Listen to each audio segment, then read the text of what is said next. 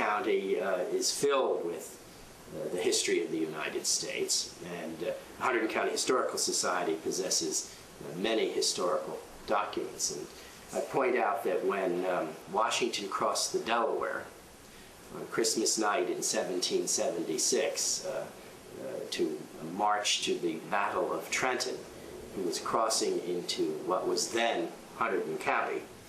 Mercer County, where Trenton is now located, was formed out of Hunterdon County. But in 1776, that area was part of Hunterdon County. We're very proud of our Revolutionary War history and the history over a period where we have become the United States of America. My name is Christopher Anderson Vought. I am the 10th generation direct descendant of Simon and Christina Vought, who came from Germany by way of England, part of the Palatine Germans that came to this part of New Jersey. Simon's son, John Christopher, and his son, John, are the ones that actually built this house in 1759. I think it's very important that we preserve historical sites here in the United States. New Jersey really was the crossroads of the Revolution. The Battle of Trenton, the Battle of Princeton. If we had not won the Battle of Trenton, it's not clear to me that we would have been able to form the Union. I think we should be particularly proud of our history here in the state of New Jersey. My days have been so wondrous free, the little birds that fly with careless ease from tree to tree were but as blessed as I, were but as blessed as I.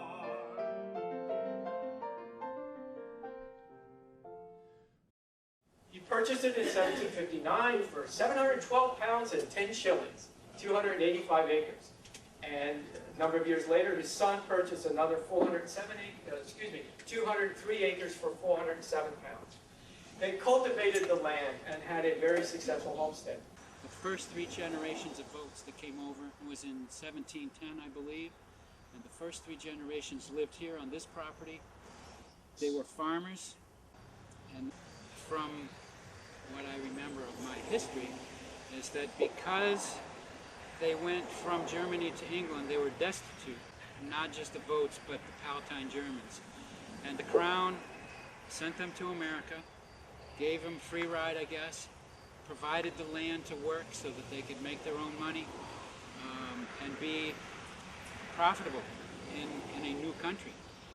So we're talking like late 17th century, early 18th century, the Palatine region of Germany, which is the southwest corner of Germany down there. It was devastated.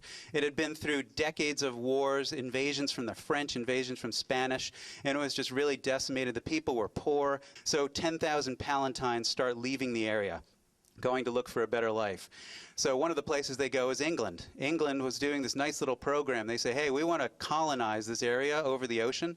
So 3,000 Palatines get on board ships and go over to this country in the name of England. So they were the English colonists from Germany. Oldwick in Tewksbury Township is really a center regarding Palatine Germans, and quite a few of my ancestors came from that area of Germany. They immigrated to this country in the 18th century. My own family around 1739. This whole area was a very strong Germanic culture, and with that came their building, with that became their religion, so it was a strong Lutheran community, and it was tied to the Pennsylvania region as well. There's the exploration and the settlement, the Germanic settlement in this area. It's very, very indicative, showing you how the Germanic settlement happened all in this area of New Jersey and in the United States. So if you start thinking about the historical significance of the house itself, almost all of that had to do with the people, the war, the architecture of the house, the plaster. So all of that had to do, it was all going right back to that revolutionary time period.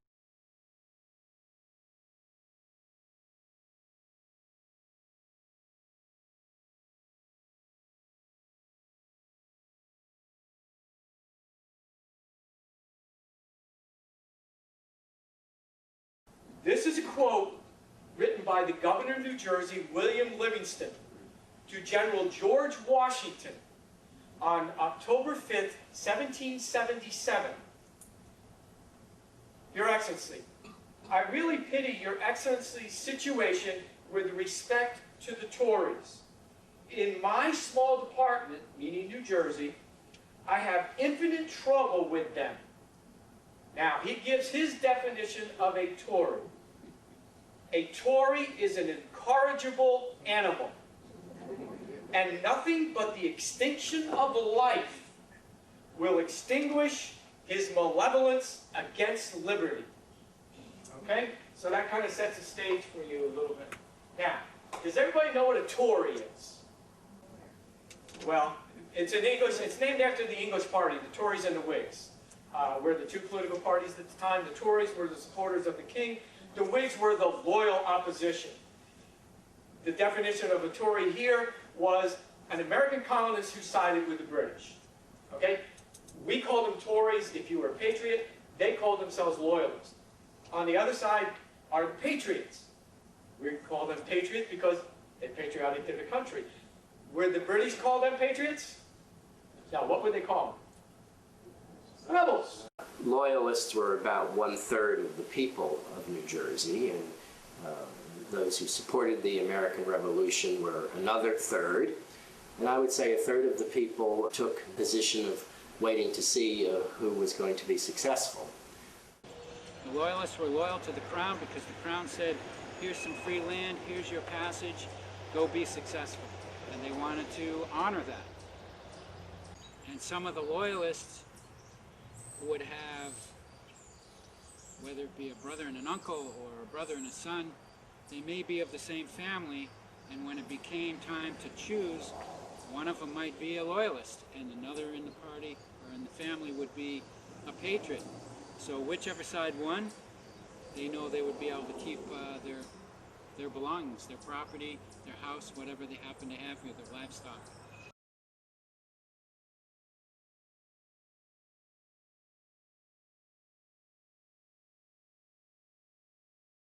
If you can picture, England gave them the opportunity to get out of this region that was completely war-torn and gave his family hope and dreams.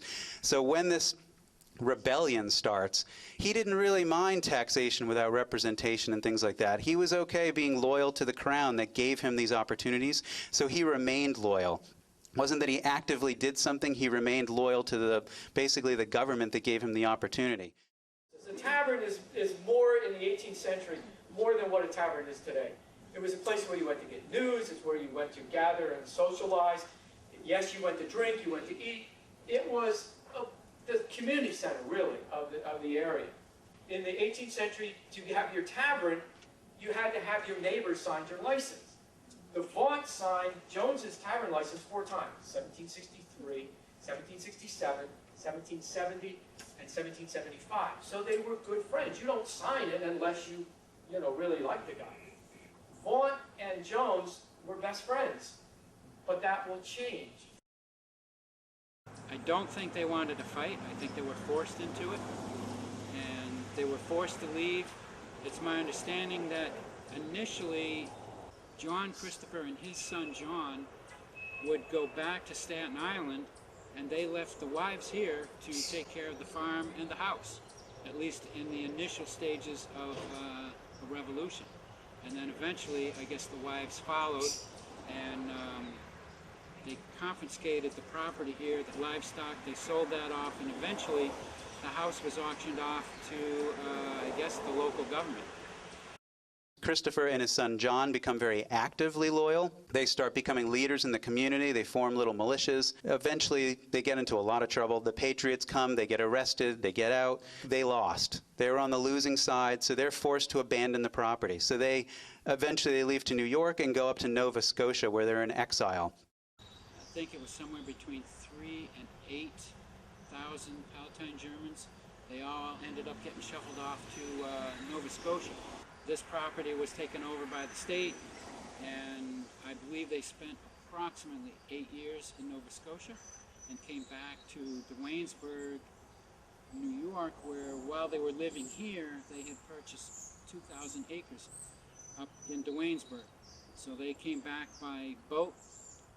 One of the daughters, I think was 18 at the time, Christina, wrote a log, which is on the Vought House website that Don has done.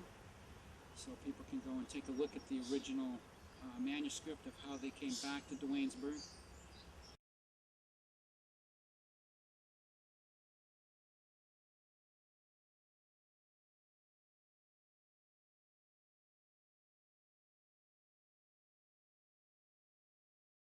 Now, obviously, I'm supportive of the fact that the revolutionaries won, and I think it was in the best interest of progress throughout the world, and certainly what has become the United States of America. But there were loyalists throughout the colonies, including some loyalists here in New Jersey.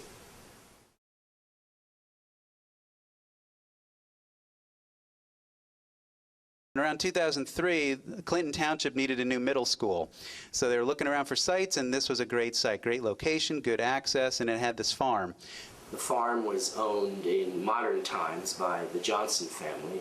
The Clinton Township School Board bought the Johnson farm and built a wonderful new middle school for the residents of Clinton Township. The young people now attend that middle school, and it is a beautiful addition to the community. In March 2012, there was the deed transfer. So the Board of Education transferred it over at a big ceremony that we had right here in the school. And with that, there were lots of people throughout the state. There were people from the Board of Education, Clinton Township, Leonard Lance was here, Preservation New Jersey representative. So it was well attended and very anticipated. And what's interesting is that the middle school is back here on the back side of the property. And ultimately, the idea with the nonprofit is to turn this building into a learning center and a museum so that kids and adults can learn about the loyalist side, not just the patriot side of our American history, but the viewpoint of the loyalist. While the school was doing its due diligence and working on it, there were a bunch, and we surveyed the house just to see what architectural significance was there. We really brought out the ceilings to people, and we're showing them what this plasterwork was inside. The school board brought in Hunter Research, and they did a whole study, a very, very thick study of the history. Preservation philosophy is really about how best to use and interpret a resource. So it's talking about like the whys. Why do you want to do something? Why do you want to save the house? Why do you want to preserve it? And then you also have to ask how best to apply that. So how do you treat that? What do you do to get to that point? So they formed the 1759 Vought House in 2006. And this was a nonprofit, specifically with the mission to become a steward of this, because the mission of the Board of Education had nothing to do with historic properties. So this was kind of a win-win, I think, for both. And 2008, all of those studies kind of gelled together into a National Register nomination, which listed this on the State and National Register of Historic Places. And it's pretty interesting because now there are 4 criteria that are used to evaluate things that go on the National Register. One has to do with the people that are there. One has to do with the story that's behind it, the history of it. One has to do with the architecture and significant characteristics of the architecture. And one has to do with how likely it is to give you more information in the future. And this property met all 4. It's pretty rare that you find a property that meets all 4 criteria here. So October 2012, we have Hurricane Sandy, and the Vought House looked fantastic. 250 years old and not a scratch. But the barn that was on the school property leveled.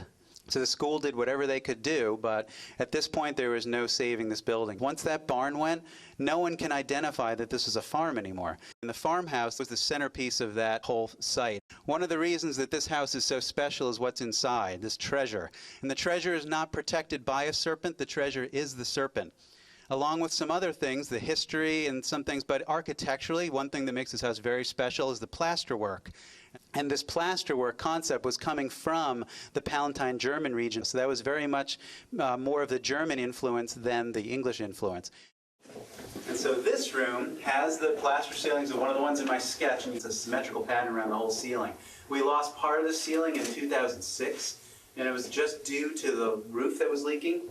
The roof water was getting in, the water from the roof was getting in, and it was just turning the whole earth and plaster back into mud, and we got a partial collapse here. This will get a restoration. We will fix this back up to get this used as for representing the original ceiling and do all the restoration to this. But the back room that we were in, someone asked if we're going to restore that ceiling. The answer is right now no, because we don't do anything that's conjectural, it has no basis to it, and we don't know what that ceiling was. So right now it's a really great opportunity to have that room as the autopsy. So when people are coming in, we can explain and show physically what all the layering system was, how they constructed this. So we did cross sections of the building, figuring out how everything worked, and it was fantastic, trying to figure out all of the framing for those floors and to try to analyze what the plaster ceilings were, because these were the plaster ceilings. And people were saying, that is amazing. This is the ceiling of this farmhouse. Down the hallway is the serpent. The serpent's head spirals up and aims at the front door. The 4 rooms presumably had some sort of decorative plasterwork, but you can see the room that's blank now is where the bathroom was put in. So the other rooms, though, have this Baroque patterning on it. Very simple, but very elegant. So you talk about Baroque. So in the 17th and 18th century in Europe, there was a style of Baroque, which is like a Renaissance style, breaking down some of the traditional classic rigidity. So you have a lot of things like ovals, undulating shapes, and things like that. So you're standing in the room that I mentioned has no ceiling anymore because it was obviously the bathroom. So this is another room probably modernized in around 1934, and they stripped out everything when they did that, which is unfortunate, but it gives us the chance to have this great architectural autopsy. So you look here, you can see the main timbers going through here, just like downstairs. Immense hewn oak beams, really, really strong, spanning the entire distance of the building. Between that, there are little pockets in here, which you can see they're on both sides for people standing over there. So the slats went in here, they made like a ladder, and then in between the ladder rungs, these twigs were woven in there going back and forth. So this is what built up the whole medieval wattle and daub system. On top of that, the earth and plaster got mounted, and then a finished plaster on top of that, which would have given you the finished coat of the wall. So it's kind of neat, this gives you the whole progression here of the plaster, how it was put on. And you can see how heavy these beams are too, because they're designed to hold the whole upstairs, hold the top of the floor, and also hold that massive amount of plaster that was on this. Because by the time you were done, you were talking about like maybe 5 inches of plaster or something like that when all said and done. And so one of the problems with earth and plaster is it's mud-based. So there wasn't a whole lot of lime or something. It's not like concrete where it actually cures. So mud-based plaster does not necessarily cure. If you get water into it, no matter how long, if it's been here for 200 years, that starts to turn back into mud. Right when you walk in the house, there's the head of the serpent looking at you, and it just tails its way all the way down to the back corridor to the stairwell. It's really funny because everybody has an opinion on the serpent, but I don't know if there actually is a direct iconographic meaning for the serpent beyond it fitting the hallway and being something that's really, really kind of intimidating or awe-inspiring. And this is the head of the serpent that's in the hallway. Is it Adam and Eve? Is it religious or something like that?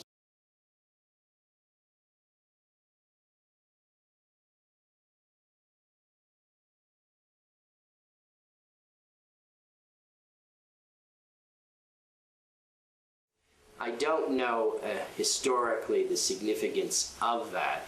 I'm told that it is architecturally extremely distinguished, and I certainly hope that it is preserved. And I think it is really the most outstanding architectural feature of that residence.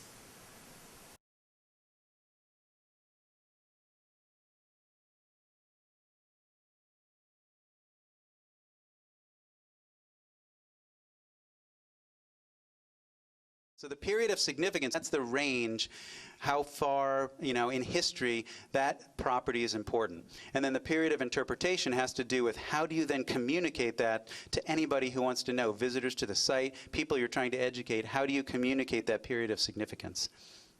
It was listed as being significant from 1759 to circa 1900.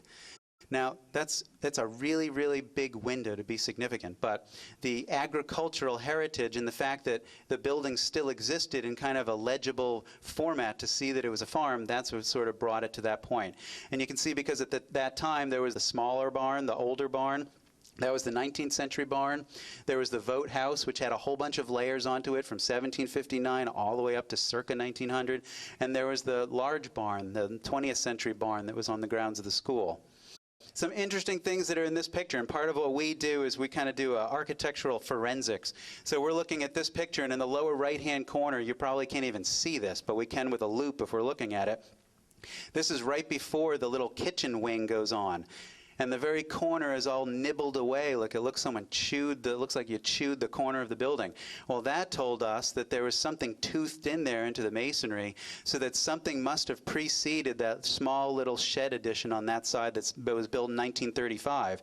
So this picture was probably taken right about the time when they were doing construction for that, and tells us that there was an original wing that was on there built in 1759.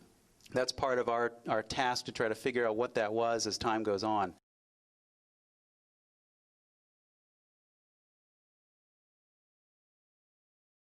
Okay, so here we are at the Vought house in an area where there is an outbuilding, or was an outbuilding, and the remains of that outbuilding are lying in the ground in the form of a buried foundation and artifacts associated with its use and demolition. So what we're trying to do is uncover aspects of those remains of the house, as well as collect data in areas surrounding the house to help us understand how it was used, and by who, if we can figure that out. There's several theories connected to it. One, that it was something called an ancillary house, which would have perhaps been used by aging owners who have forsaken the responsibility of being heads of the household and would have moved in here from the main house behind. It also could have just been a simple outbuilding used for various utilitarian activities, like caring for animals or processing animals or storage, or any basic activity like that. And then finally, the third theory we're considering is that it could have been used as housing for enslaved laborers, who documents tell us were here for the first 3 families, which spans about the latter half of the 1700s. It could have been used for any and all of those, and we're hoping the archaeologists will help us answer. We dig in on a grid, and as you can see throughout the site, there are several strung out square units. They're each a meter on the side, and they are all in relationship to one another on an arbitrary grid that we've laid over this excavation area.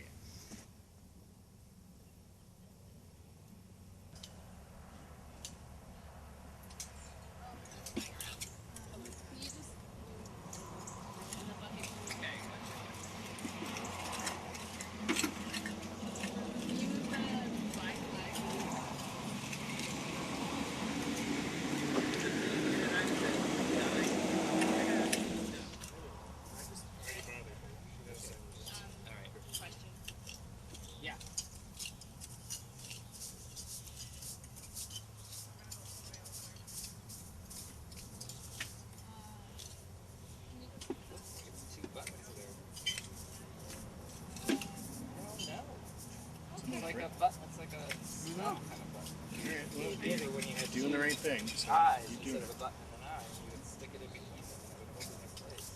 And what do you call those things? Studs, right? That's there with that. Check this out, James. King James. Okay. Jamie is already in the Clothing pattern. I mean, I would know. Yeah, I don't know. But it'll be a neat thing to research. Right. That's pretty cool. Yeah. Where'd it come out of, guys?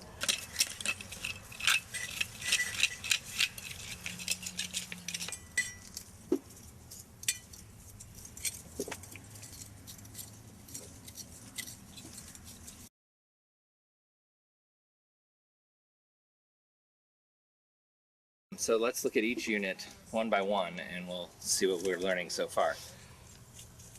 In unit number 14, right here, we have the best evidence so far of the house foundation. Let me borrow this stick. And if you can just follow the line of the stick through here, you can see a very straight line continuing into unit 15 here. If we go north here, you can see some exposed stones there. That's from a previous excavation which took place on the site about 10 years ago by Hunter Research, a cultural resource management firm. And so they located the wall there, so we think that these will connect in one way or another. All right. So these large stones are interesting to us because we think that they probably were up on top of this, and in the process of demolition were dumped in here. So this would have been the inside of the house over here. That would have been the outside, and telling us that they dropped the house into the cellar that was, or into the pit under when the foundation was in, to help fill it up, which is a common practice. So what we're looking for here, by extending this, we originally did this square. By extending, we're hoping to find a corner that will lead over in that direction. So let's go over here. This is excavation unit 12 and 13. 13's just begun, so there's not much to say there. But if we look carefully with our imagination, we might be able to see the line running through the center of the unit of a parallel wall to the one over there. And so we're going to work on exposing more of this today, see if it can come out looking a little bit like that. And that'll give us the east-west walls of our structure. And it is fairly small. If you pan over, you can see from there, that's a meter. There's 1, 2 in between, and then 3 meters. So it's roughly 12 to 14 feet wide, so, which is what we expected, but also something to consider about trying to figure out what it was used for.